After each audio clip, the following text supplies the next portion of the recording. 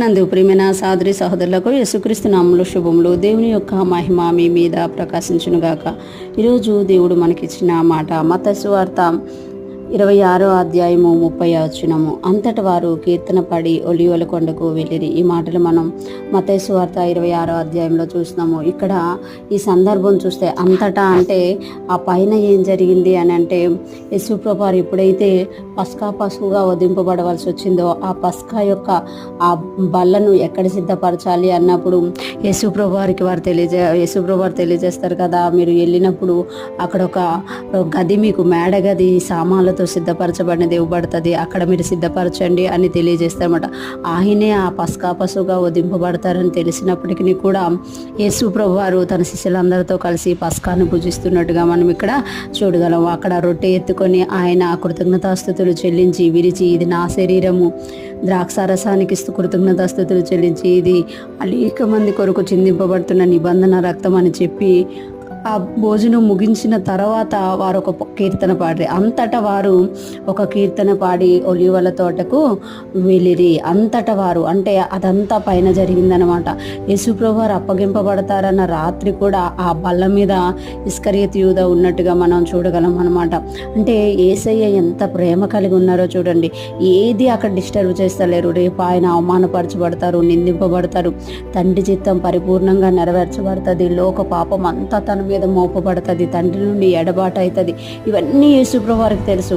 కానీ ఏమీ తెలియనట్టుగానే ఆయన ఏం చేస్తున్నారంటే ఆ యొక్క పస్కా యొక్క విందును ముగిస్తున్నారన్నమాట. అంతేకాకుండా రెగ్యులర్గా వాళ్ళు పస్కా అయిపోయిన తర్వాత కీర్తన పాడి ఆ విందు అయిన తర్వాత వారు కీర్తన పాడి ఒలీవల కొండకు వెళ్ళిరి. అక్కడికి ఎందుకు వెళ్ళారంటే వ్యక్తిగతంగా యేసుప్రభు వారు ఎప్పుడు కూడా వ్యక్తిగతంగా ఆ ఒలీవల కొండ మీద ప్రార్థిస్తున్నట్టుగా మనం కొన్ని సువార్తల్లో చూడగలం అనమాట. ఇక్కడ చూస్తే యేసు ప్రభువారు కొండకు వెళ్ళిన తర్వాత ప్రార్థనలో గడిపినట్టుగా మనం చూడగలమన్నమాట. అంటే యేసు ప్రభువారు ప్రతిదీ తెలిసినప్పటికీ ఆయన దాన్ని గుండా వెళ్ళారు. మనకి ఏది తెలియదు, కష్టం వచ్చినప్పుడు నష్టం వచ్చే వరకు కూడా మనకి తెలియదు. కానీ ఆ వచ్చాక కూడా మనం వెళ్ళలేకపోతున్నాం. ఏదైనా ఒకటి తెలిసి దాని గుండా వెళ్ళడం చాలా కష్టం.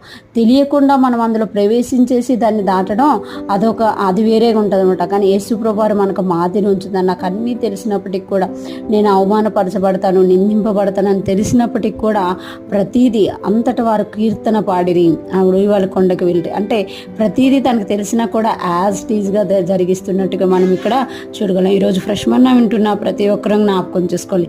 మన జీవితంలో ఏది జరుగుతుందో అదంతా యేసయ్యకి తెలుసు. మనకి తెలియకపోయినా పర్లేదు, ఎందుకంటే ఆయన మన చెయ్యి పట్టుకున్నమాట.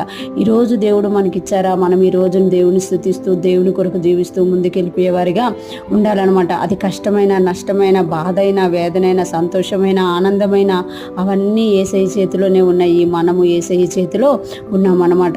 ఆ ధైర్యంతో మనం వెళ్ళిపోయినప్పుడు యేసయ్యను మనం నమ్ముతున్నట్టుగా, ఆయన యందు విశ్వాసం ఉంచుతున్నట్టుగా, మనము ప్రతిదానికి కలవరపడిపోతూ భయపడిపోతున్నాం. మన జీవితం ఇంకా మన చేతిలోనే ఉంది అన్నట్టుగా మనం తెలియజేస్తున్నాం. ఈరోజు ఫ్రెష్ మన్నా వింటున్న ప్రతి ఒక్కరూ కూడా యేసయ్య చేతిలో చేయి వేసి మనం కూడా ముందుకు సాగిపోదుము గాక. దేవుని కృప మనందరికీ తోడయుండి నడిపించును గాక. ఆమేన్.